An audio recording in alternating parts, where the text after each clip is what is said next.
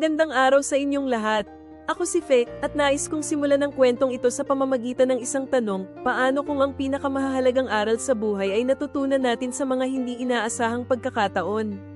Sa kwento kong ito, ipapakita ko kung paano ako natuto sa bawat hakbang ng buhay, at paano ko natutunan na ang bawat pagsubok ay may dala ding mga biyaya.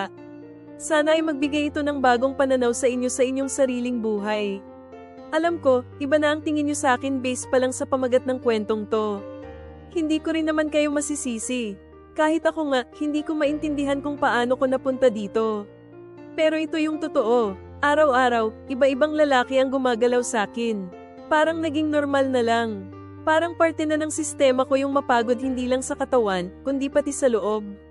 Pero bago niyo ako husgahan, hayaan niyong ikwento ko kung bakit ganito ang naging buhay ko. Hindi ko to pinili dahil gusto ko. Pinili ko to kasi wala akong ibang makita noon. Wala akong ibang masandalan. At siguro, hindi rin kasi ako natutong humingi. Lumaki akong sanay na may pagkain sa mesa pero wala namang nagtatanong kung okay ba ko. Hindi uso sa amin yung yakap o lamang. Basta may pera ka sa baon, tapos na. Wala nang, anak, kumusta ka? Hindi uso ang mahal-mahal kita. Kaya natutunan kong maging matigas kahit ang totoo, ang lambot-lambot ko sa loob. Nagsimula ako sa simpleng racket-racket. Yung akala mong mabilis na pera, kaya go lang. Una awkward, syempre, kakatakot. Pero habang tumatagal, natutunan kong patayin ang konsensya ko. Mas madaling magpanggap na wala kang nararamdaman kesa umasa na may magmamahal sa'yo ng totoo. Hanggang isang araw, dumating siya. Si London. Puti, matangkad, parang artista. Ang bango, hindi katulad ng mga lalaking sinusundo ako ng kung saan-saan. Siya yung tipong hihintayin ka matapos kumain bago kayayain umalis. Hindi mabilisan, hindi basta-basta. Para akong binigyan ng bagong paghinga. Parang biglang may kulay yung mundo ko. Pero habang mas nagiging totoo yung saya ko kay London, mas nararamdaman kong ang dumi-dumi ko. Kasi habang kasama ko siya, habang tinititigan niya ako na parang ako lang ang babae sa mundo, sa loob-loob ko, alam kong hindi niya alam yung totoo. Na habang hinahawakan niya yung kamay ko, may ibang kamay nang humawak sa akin kanina. Na habang binubulong niya na ang ganda ko, ilang beses na akong tinawag na ganda ng iba, pero hindi galing sa pagmamahal, galing sa libog. Hindi ko na alam kung tama pa bang umaasa ako na kaya niya kong tanggapin. Kasi kahit ako, hirap tanggapin yung sarili ko. Parang katawan ko binenta ko na, pero yung kaluluwa ko, parang hindi ko na mabawi. Hindi ko rin alam kung anong mas masakit yung ginagawa ko o yung posibilidad na baka kapag nalaman niya lahat, iiwan niya rin ako. Kaya ngayon, nandito ako, nagsusulat. Kasi pagod na ako magpanggap na okay lang lahat. Hindi na ako matigas, hindi ko na kayang mag-isa. Kaya DJ, ikaw na lang muna ang sasabihan ko. Kasi hindi ko alam kung kanino pa ako pwedeng magsabi ng totoo. Tingin mo ba, masama akong tao? Tingin mo ba, may babaeng tulad ko na may karapatang umasa ng totoong pagmamahal? Paano kung ang katawan ko pag-aari na ng iba, pero ang puso ko, kanya lang? Saan ba nagsisimula ang pagiging malinis, sa panlabas ba, o sa panloob? Kaya ko pa bang magsimula uli? O baka ganito na lang talaga ako habang buhay? Simula pagkabata, sanay na akong wala. Hindi gutom, ha? Hindi ko naman masasabing nagutom ako. Laging may pagkain sa mesa. Lagi rin akong may baon pagpasok. Pero hindi ko maalala kung kailan ako huling niyakap ng nanay ko. Hindi ko rin matandaan kung kailan ako huling tinanong ng tatay ko kung okay lang ba ako. Parang boarding house lang talaga yung bahay namin. Uwi, kain, tulog. Walang kwentuhan, walang lamang. Basta buhay ka, okay na yon. Kaya siguro natutunan kong tumigas. Hindi yung tipong malakas, kundi yung tipong walang pakiramdam. Kasi saan ka ba huhugot ng lamang kung wala namang nagturo sa'yo kung paano? Bata pa lang ako, natutunan ko na, kung may kailangan ka, ikaw ang gagawa ng paraan. Hindi uso ang hingi, hindi uso ang drama. Pagkain yan, tapos ka na. Ganun lang. Doon ko rin natutunan na hindi lahat ng pagkabusog, nakakabusog talaga. Ang hirap ipaliwanag, pero kahit busog yung tiyan ko, parang ang butas-butas ng pagkatao ko. Parang kahit ilang kutsara ng ulam, kulang pa rin. Hindi ko lang alam noon, pero yun pala yung gutom sa yakap. Yung gutom sa atensyon. Yung gutom na hindi kayang bayaran ng pera o pagkain. Hanggang sa tumanda-tanda na ako, napunta ako sa mga barkadang hindi rin buo. Pare-pareho kaming sanay magpanggap na matigas, pero lahat kami basag. Doon ko unang narinig yung mga kwento ng mga babae na kumikita ng mabilis. Isang gabi lang, 1 linggo na ang gastos. Una, natawa ako. Seryoso? Katawan mo, ibebenta mo? Pero alam mo yung pakiramdam na kapag wala ka ng mahugat, kahit mali, sinusubukan mong unawain kung bakit ginagawa ng iba. Hanggang sa dumating din ako sa puntong naintindihan ko sila. Hindi siya biglaan. Hindi ako nagising isang araw tapos nagdesisyon na ibenta ang sarili ko. Maliit na hakbang muna, may lumibli ng damit, may nagbigay ng pera kahit hindi ko hinihingi. Tapos may kapalit na haplos. Hanggang sa unti-unti, napalitan na ng presyuhan ang haplos. Ang bilis, parang bago ko pa mapansin, parang hindi na ako si Fe, na simpleng babae lang. Parang naging produkto na lang ako ng mga lalaking may sobrang pera pero kulang sa pagmamahal. Alam mo yung pakiramdam na parang wala ka ng sariling katawan? Na parang bawat haplos ng iba, may parte ng sarili mong nawawala? Ganon yung nangyari sa akin. Pero sa labas, nakangiti ako. Marunong akong ngumiti, magpanggap na okay. Pero sa totoo, unti-unti akong nauubos. Hindi ko ito pinasok dahil malandi ako. Hindi ko ito pinili kasi gusto kong magpakasarap. Pinasok ko to kasi wala na akong makita noon.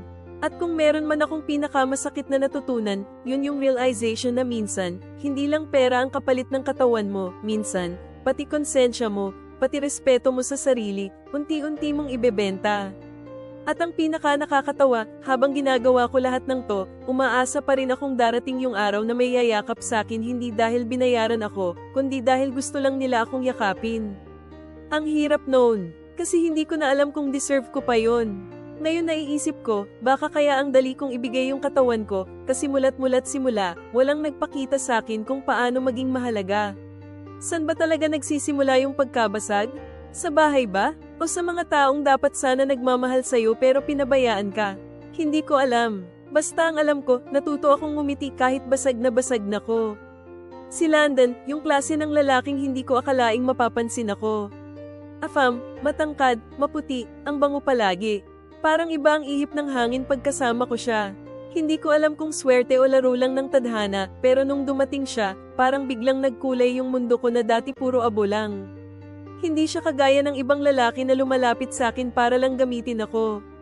Hindi siya yung tipong tititig sa'yo na para kang ulam na gusto niyang lamunin. Hindi ganun si Landon. Kapag tinititigan niya ako, para akong tao. Para akong babae. Yung tipong may halaga. Sa unang beses ko maramdaman yun, halos hindi ko alam paano huminga. Sa tuwing magkasama kami, lagi akong kinakabahan. Hindi dahil takot ako sa kanya, kundi takot ako na baka isang araw mawala to. Na baka isang araw, malaman niya kung sino talaga ako.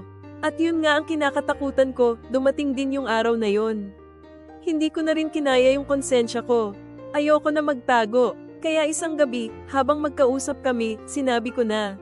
Hindi ko binuo agad, pero binigay ko yung totoo, kung anong ginagawa ko para mabuhay, kung paano ako nabubuhay sa katawan ko, kung ilang beses na akong nahubaran ng ibang lalaki bago niya pa ako nahawakan ng totoo. Hindi ko alam kung anong aasahan kong sagot. Siguro akala ko sisiga siya, magmumura, aalis, iiwan ako ng parang wala lang. Pero hindi, tahimik lang siya, hindi galit, hindi rin malambing, tahimik lang. Mas masakit pala yung ganon, yung hindi mo alam kung anong iniisip ng taong gusto mong magtanggap sa'yo. Ang bigat ng katahimikan niya. Mas mabigat pa kaysa sa kahit anong sinabi ko. Parang bawat segundo na lumilipas na hindi siya nagsasalita, unti-unti akong lumulubog. Gusto kong hilahin yung sarili ko palabas, pero hindi ko alam kung saan ako kakapit. Kahit hindi siya nagsalita ng masama, ramdam kong may pader na biglang tumayo sa pagitan namin. Hindi ko alam kung awa ba yung nakita ko sa mga mata niya o disappointment. Basta ang alam ko, hindi na siya katulad nung una. Hindi na kasing gun. Mas lalo akong kinain ng takot. Kasi paano kung tama yung iniisip ko na kahit anong gawin kong pagbago, kahit ilang beses kong linisin yung sarili ko, hindi na ako magiging sapat para sa mga mata niya. Paano kung kahit sinong lalaki pa ang dumating, pareho lang din ang magiging tingin nila sa akin? Paano kung kahit anong pagmamahal ang ibigay nila, hindi na ako kayang mahalin dahil sa nakaraan ko? Gusto kong sabihin na kaya ko pa, na kaya ko pang magbago. Pero ang totoo, hindi ko alam kung kaya ko talagang takasan yung parte ng buhay ko na yun. Kasi kahit gusto kong maging malinis, kahit gusto kong maging buo, parang bawat lalaking dumaan sa akin, may tinanggal na parte ng pagkatao ko na hindi ko na mababalik. Gusto ko siyang yakapin ng mahigpit nung gabing yun. Gusto kong humingi ng tawad, gusto kong sumigaw, gusto kong sabihin na, mahalin mo naman ako kahit ganito ako. Pero hindi ko nagawa, nanahimik din ako. Pareho kaming tahimik, pareho kaming natatakot sabihin ang totoo. Doon ko naramdaman na kahit nandyan siya sa harap ko, parang ang layo-layo na niya. Pinangarap kong ako yung babae na kaya niyang ipagmalaki. Pero ang totoo, ako yung babaeng mahirap tanggapin. At ang masakit, kahit gaano ko siya gustong piliin, baka ako mismo yung hindi marunong tanggapin ang sarili ko. Kaya paano nga ba? Paano ka mamahalin ng totoo kong sarili mo, hindi mo pa kayang mahalin? Akala ko nung una, kaya ko. Kaya kong pagsabayin. Kaya kong itago. Kaya kong hatiin yung sarili ko, kalahati para kay London, kalahati para sa mga lalaking binabayaran ako. Pero habang tumatagal, doon ko na-realize, hindi pala ganun kadali. Hindi pala kayang paghiwa-hiwalayin ng puso, katawan, at konsensya. Lahat sila magkakadikit. Kailangan ko ng pera. Yun ang totoo. Hindi ko kayang isara lahat at basta umasa sa kung anong wala. May bayarin, may pagkain, may mga araw na kahit gusto ko ng bago, kailangan ko pa ring lumanghap ng pare-parehong kahihiyan para lang mabuhay. Pero sa bawat haplos ng ibang lalaki, sa bawat pagdampi ng labi nila sa balat ko, hindi ko mapigil ang isipin siya. Si London. Habang may ibang humihila sa akin papunta sa kama, naiisip ko kung ano kayang ginagawa niya.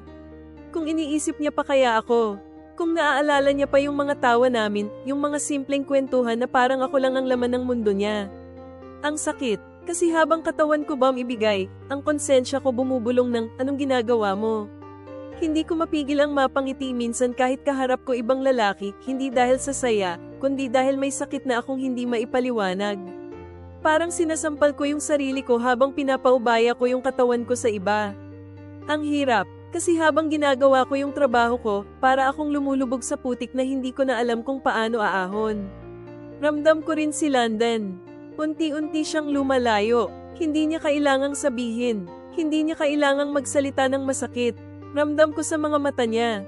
Ramdam ko sa mga text niyang hindi na kasing haba, hindi na kasing lamang.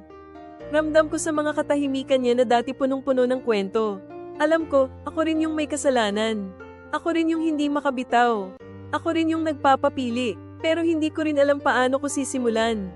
Kasi paano kung bumitaw ako sa trabahong to, saan ako pupunta?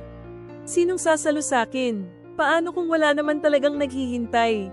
Kaya nagpatuloy ako. Kahit bawat gabi pakiramdam ko basag na ako. Kahit pakiramdam ko, parang wala na kong natitirang parte ng sarili ko para ialay sa kanya. At mas masakit, kasi alam kong habang ginagawa ko to, hindi ko lang niloloko si London, niloloko ko rin yung sarili ko. May mga gabi na pagkatapos ng lahat, nakatitig lang ako sa kisame, tahimik lang, pero ang bigat ng dibdib ko. Hindi ko na alam kung anong mas mabigat, yung katawan kong pagod, o yung puso kong hindi na alam kung ano pang halaga niya. Gusto kong tumigil, pero hindi ko alam paano. Gusto kong sabihin kay London na, antayin mo ako, aayusin ko sarili ko, pero paano kung pagbalik ko, hindi na ako yung babaeng kilala niya. Hindi ko alam kung may pag-asa pa ako. Hindi ko alam kung may natira pa sa akin na pwedeng mahalin ng buo. Sa bawat lalaking dumaan sa katawan ko, parang unti-unti ring nawawala yung karapatan kong mahalin ng totoo. Kaya tanong ko, kung ganito na ko kabasag, may buo pa ba akong pwedeng ibigay? Hindi ko na mabilang kung ilang lalaki na ang dumaan sa akin. Ilang kamay na ang humawak, ilang labi na ang humilik, ilang bisig na ang yamakap pero hindi ako minahal. Sa dami nila, parang nawalan ako.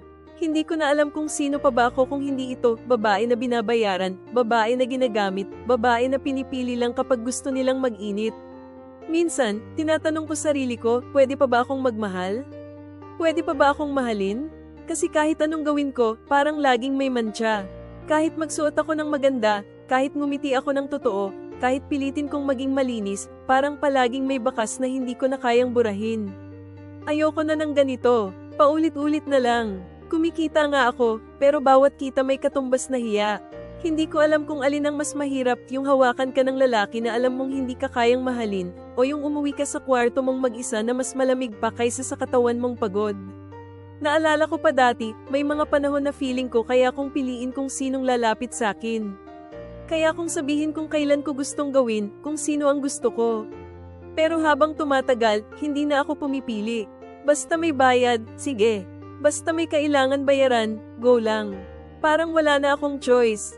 Pero ngayon, iniisip ko, baka meron pa. Baka kaya pa. Baka may natitira pa sa akin na pwedeng bumangon.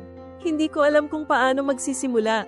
Hindi ko alam kung paano babalikan yung sarili ko bago pa ako maging ganito. Sino ba ako noon? Ano ba yung mga pangarap ko dati? Saan na napunta yon? Bakit parang hindi ko na maalala kung ano yung mga simpleng bagay na nagpapasaya sa akin dati? Bakit parang ang alam ko na lang ngayon, katawan ko? Gusto ko na talagang tumino. Gusto kong maging babae na kaya kong ipagmalaki sarili ko. Gusto kong maging babae na hindi nahihiyang tumingin sa salamin. Pero hindi ko alam kung may natitira pa bang buo sa akin. Kasi parang bawat gabi na pinapahawak ko yung katawan ko sa iba, parang unti-unti ring pinupunit yung natitirang respeto ko sa sarili ko. At oo, iniisip ko si London. Iniisip ko kung worth it pa ba akong ipaglaban. Iniisip ko kung may lalaki pa bang kayang mahalin ng kagaya ko, hindi lang katawan, kundi pati yung basag na kaluluwa ko. Paano kung kahit anong paglinis ko, may bahid pa rin ang kahapon ko? Hindi ko rin alam kung deserve ko pang maging masaya. Kasi minsan iniisip ko, baka ito na yung parusa ko. Baka ito na talaga yung kwento ko. Baka hanggang dito na lang talaga ako, palaging ginagamit, palaging nilalapastangan, palaging nagpapanggap na matatag kahit wasak na sa loob. Pero kahit ganon, may maliit na parte ng puso ko na ayaw sumuko. Maliit lang, mahina, pero buhay pa. Yung parte na gusto pang subukang maging buo. Hindi ko alam kung saan magsisimula, hindi ko alam kung kaya pa. Pero gusto ko na talagang tumino. Hindi dahil sa kanila, hindi dahil kay London, hindi dahil gusto kong may pumili sa akin. Gusto kong tumino kasi gusto ko na ring pumili ng sarili ko.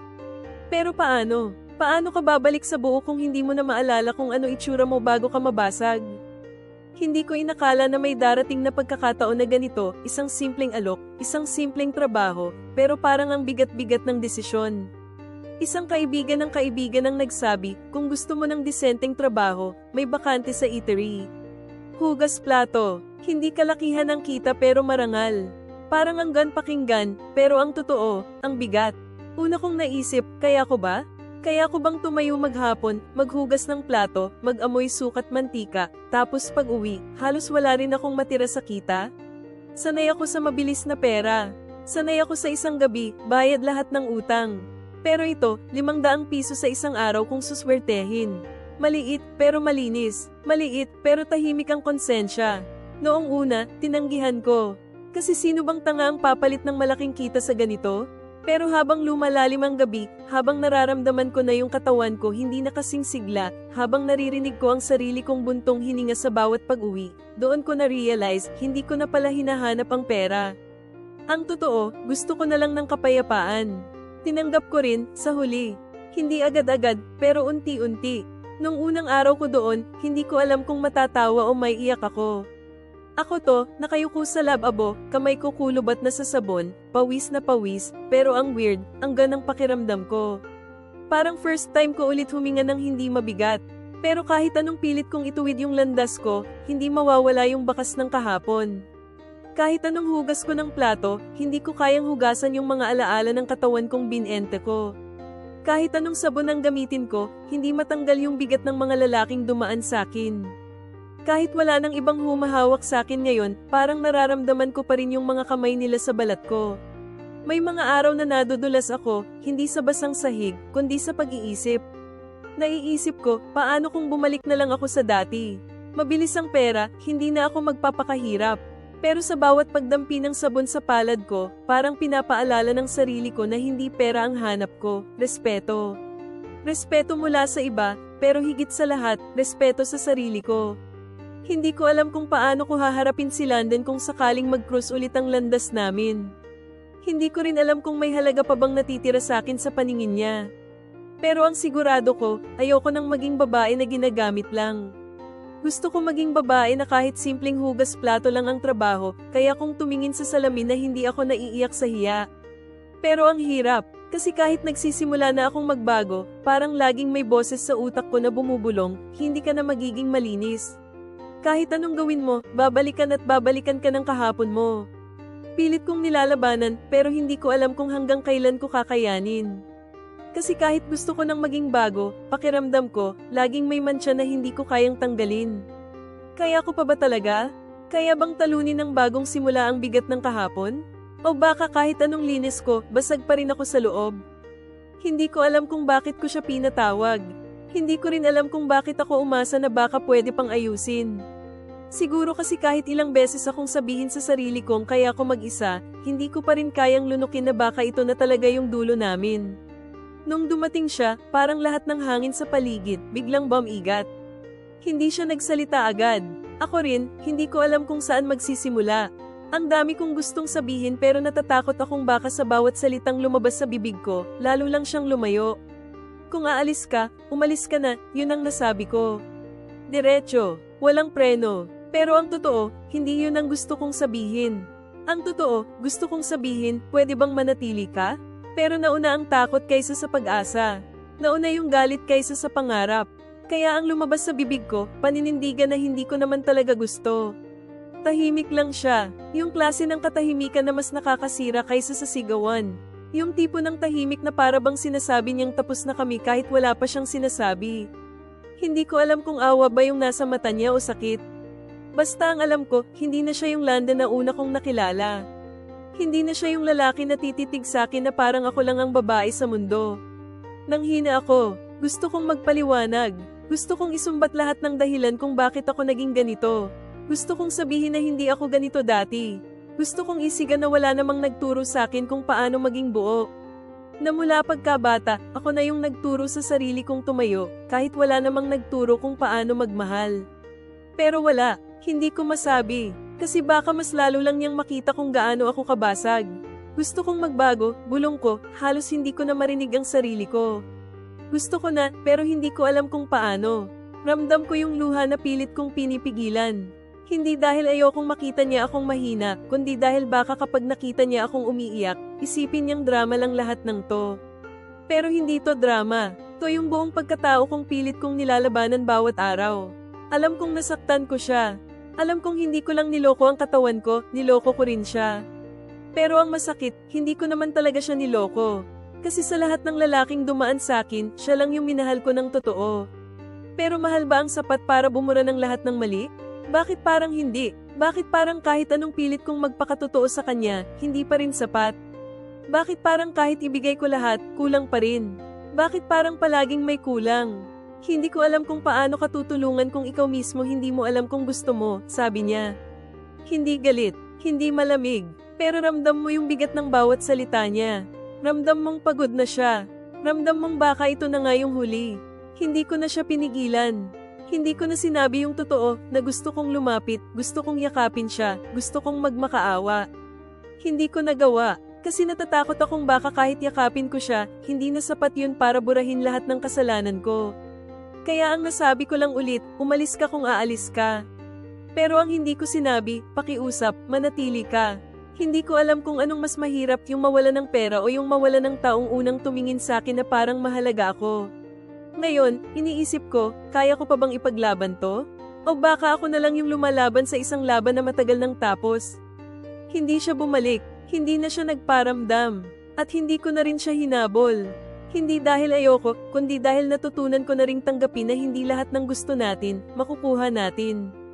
Hindi lahat ng tao na dumating sa buhay mo, para manatili. Minsan, dadaan lang sila para ipaalala kung gaano kakabasag o baka para ipaalala na kaya mo pa ring mabuo. Hindi fairy tale yung ending ko. Wala akong prinsipe, wala akong happy ever after. Pero may bago akong simula. Hindi pa buo, hindi pa malinis, pero hindi na katulad ng dati. Hindi na ako yung babaeng basta na lang magpapagamit sa kahit sino para lang mabuhay. Ngayon, ako na yung pipili kung sino ang lalapit sa akin. At kung may lalapit man, hindi na dahil binayaran nila ako, kundi dahil pinili nila ako. Nagpatuloy pa rin ako sa eatery. Oo, maliit ang kita. Oo, mabaho ang kamay ko pag uwi. Pero ang sarap sa pakiramdam na wala akong kailangang bayaran gamit ang katawan ko. Kahit konti lang yung naiipon ko, kahit hindi glamorous, iba yung tahimik ang konsensya. Iba yung natutulog ka na hindi mo kailangang mandiri sa sarili mo. Pero hindi ko rin ipagkakaila, may mga gabi pa ring bumabalik sa akin yung mga alaala. Mga gabi na naaalala ko yung mga mata ni Landen. Mga gabi na iniisip ko, baka kung naging matino lang ako noon, baka kami pa. Pero tapos na yon. Hindi ko na pwedeng habulin yung mga bagay na hindi na para sa akin. Ang mas mahirap pala, hindi yung mawalan ng minamahal, kundi yung mawalan ka ng tiwala sa sarili mo. Pero unti-unti ko ring natutunan. Hindi kailangang mabilis, hindi kailangang perfect, basta bawat araw, may hakbang akong ginagawa para piliin yung sarili ko. Kahit minsan mabagal, kahit minsan nagdududa pa rin ako kung tama ba yung ginagawa ko. Hindi rin ibig sabihin na bigla kong minahal ang sarili ko. Hanggang ngayon, nagtatanong pa rin ako. Paano ba magmahal ng sarili kung simula't simula, hindi mo alam kung anong itsura ng mahal? Paano ba maging buo kung simula't simula, hindi ko naman naranasan maging buo? Siguro hindi ko pa kaya sagutin lahat. Siguro matagal pa bago ko masabi sa sarili ko na, ayos na ako. Pero hindi na katulad ng dati na lagi kong hinahanap yung sagot sa ibang tao, lalo na sa mga lalaki. Ngayon, kahit hindi ko pa alam lahat ng sagot, alam kong sa sarili ko na ako magsisimula maghanap. Ako na lang uli, hindi bilang babae ng iba. Hindi bilang katawan na pinapasa-pasa. Ako, kahit basag, kahit may mantsa, kahit hindi sigurado kung anong kinabukasan. Basta ako, kasi baka doon nagsisimula lahat yung piliin mo muna ang sarili mo bago mo asahang pipiliin ka ng iba. Pero hanggang ngayon, tanong ko pa rin, paano ba maging buo kung simula't simula, hindi ko alam kung anong itsura ng buo. At paano kung hanggang dulo, ako na lang talaga ang natitirang pipili sa sarili ko. Kakayanin ko ba?